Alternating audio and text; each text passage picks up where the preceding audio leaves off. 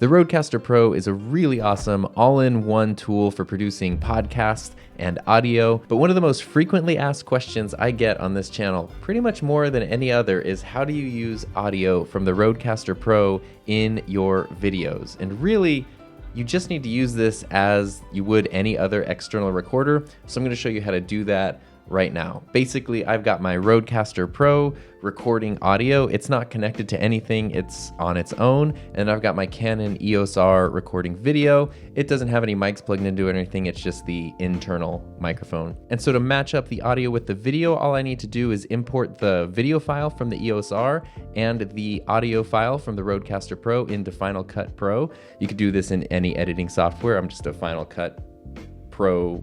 I'm very pro Final Cut Pro. Once you've got your footage in your editor, all you need to do is drag down the video file, drag down the audio file into your timeline, and the most bare bones way of doing this is to literally just drag them until they match up. In Final Cut, you can use the period and the comma keys to nudge your audio file left and right until it syncs up. An easy trick is to make sure you're listening to the audio, and then you can hear when the two tracks become synced together. After that, you just mute the audio from the camera, and then you're just left with the audio from the Rodecaster Pro. You could even take it one step further by selecting both files, right-clicking, and creating a compound clip, which will just make the rest of your editing process a lot simpler and easier. Now, if you want to make your life a little easier, a good idea is as soon as you start recording, make sure the Rodecaster is recording, make sure your camera's recording, and then clap in front of the camera so that way the Rodecaster picks up the sound of the clap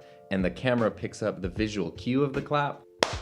And then when you go to edit, you will see a large audio spike in the audio track, and you can just match that up with the visual cue of your hands clapping, and that's gonna sync everything together for the rest of the clip really quickly. And there is one last way to do this, which might work depending on which editing software you use, and that's to have the program sync the clips together automatically, kind of like magic. So in Final Cut Pro, I have the audio and the video clip in my library. If I select them both and then right click, I can just select synchronize clips, and then it will create a new synchronized clip, which from that I can actually select which audio and video source I want to use between those two clips. And when I drag that into the timeline, everything is already synced up and ready to go for me. So as I said, how to use audio from the Rodecaster Pro in your videos is pretty much the most popular question I get on this channel, but I think a lot of people are actually overthinking it just because the Rodecaster is its own thing. Really, you just need to use it the same way that you would use any